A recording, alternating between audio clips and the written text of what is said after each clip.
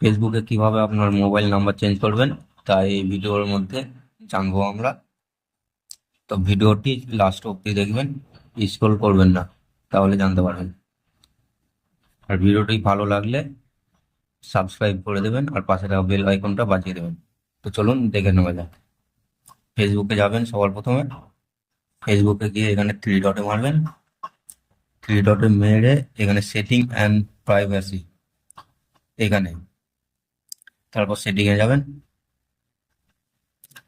সেটিংয়ে যাওয়ার পরে এখানে অ্যাকাউন্ট সেন্টারে যাবেন, দিয়ে personal profile and personal details এখানে মারবেন।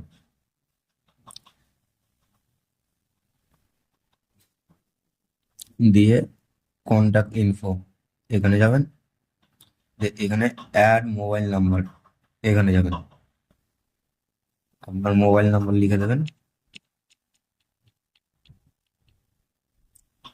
লেখা কমপ্লিট, এখানে তারপর নেক্সট মেরে দেবেন।